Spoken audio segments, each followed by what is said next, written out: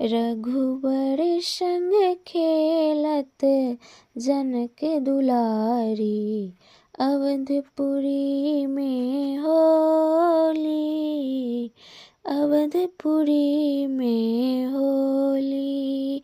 रघुबर संग खेलत जनक दुलारी, अवधपुरी में होली, अवधपुरी में होली।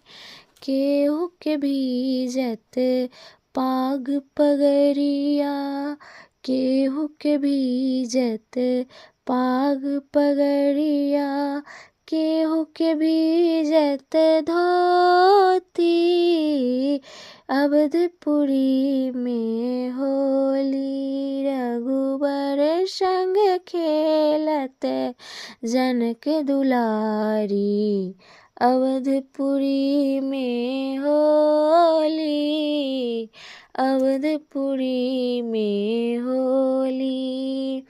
कनक कलश में केसर घोले, कनक कलश में केसर घोले, भर मारत पिचकारी, अवधपुरी में होली। उड़त गुलाल लाल भयो अंबर, उड़त गुलाल लाल भयो अंबर, बरसत रंग की धारी, अवधपुरी में होली। रघुबर संग खेलत जनक दुलारी, अवधपुरी में होली, अवधपुरी में होली। जनक लली को मुख रंग डारो, जनक लली को मुख रंग डारो, रंग गए अवध बिहारी, अवधपुरी में होली।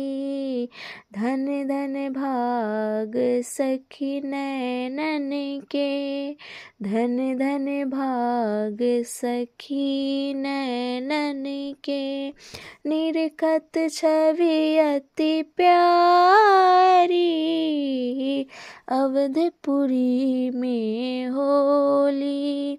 रघुबर संग खेलत जनक दुलारी, अवधपुरी में होली, अवधपुरी में